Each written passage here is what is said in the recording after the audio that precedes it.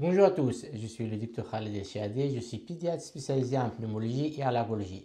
Chaque semaine, je vous partage des astuces concrètes et simples pour mieux vivre avec les allergies de vos enfants. Pensez à vous abonner pour ne rien manquer. L'asthme de nourrisson, les signes à repérer très tôt. Aujourd'hui, on va explorer un sujet qui préoccupe beaucoup de parents. Mon objectif, c'est vraiment de décortiquer les infos clés pour vous aider à repérer les signes et comprendre ce qui peut déclencher les difficultés respiratoires chez les bébés. Votre bébé tousse souvent, il siffle quand il respire, et si ce n'était pas juste un petit rhume banal. Ça peut être le premier signe d'un asthme qui s'installe. Parlons ensemble de l'asthme de nourrisson. L'asthme, c'est une maladie qui peut commencer très tôt, dès les premiers mois, et parfois les crises sont si fortes qu'elles nécessitent une visite aux urgences. Pour vous, parents, c'est inquiétant et pour bébé, c'est difficile à vivre. Alors, comment repérer les signes et que faire? Tout d'abord, l'asthme, c'est quoi? C'est une maladie inflammatoire chronique caractérisée par une obstruction des bronches.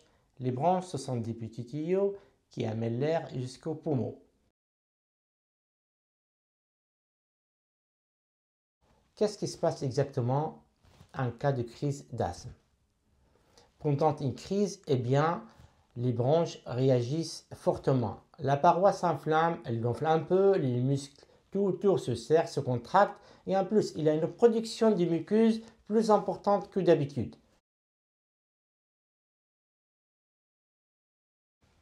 Résultat, l'air a plus de mal à circuler, donc le bébé a du mal à respirer. Les déclencheurs les plus courants. Chez tout le petit, deux grandes causes déclenchent les symptômes. La première est les infections virales. La bronchite, c'est le plus fréquent. La deuxième, c'est les allergies, surtout aux acariens, dans la poussière. Et souvent, c'est un peu les deux. D'autres facteurs peuvent aggraver ou déclencher les symptômes, comme par exemple l'exposition à la fumée de cigarette. C'est un facteur majeur, la fumée passive. La pollution de l'air, aussi le changement de temps, le froid, l'humidité, et puis le poil d'animaux et les pollens. Limiter de l'exposition à ces facteurs, c'est déjà une partie importante de la prise en charge. Ça aide vraiment à soulager la respiration de l'enfant. Les signes à repérer. Et alors, quels sont les signes vraiment concrets à surveiller? Le mot-clé, c'est vraiment la répétition ou la persistance de ces signes.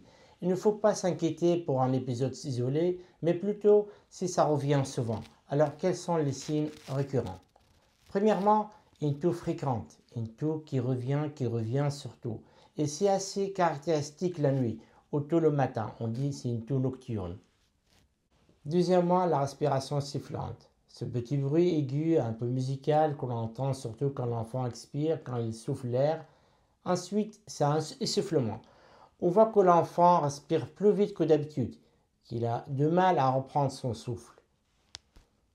Et puis un signe qui peut être assez impressionnant pour les parents, c'est ce qu'on appelle le tirage. Le tirage, c'est quand la peau se creuse visiblement entre les côtes, au-dessus du sternum ou à la base du cou, à chaque fois que l'enfant inspire. Ça montre qu'il fait un effort important pour faire entrer l'air. Si ce signe revient souvent, parlez-en avec votre médecin.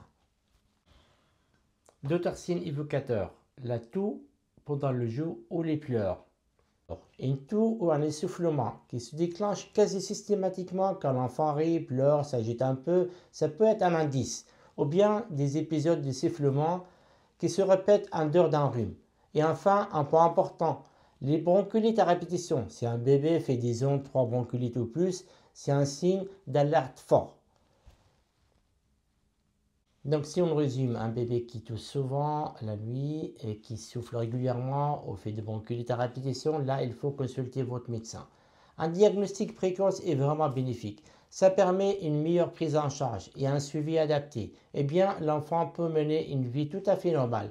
Oui, il peut jouer, courir, faire les mêmes activités que les autres enfants. N'hésitez pas à poser votre question en commentaire, je me ferai un plaisir d'y répondre. À très vite.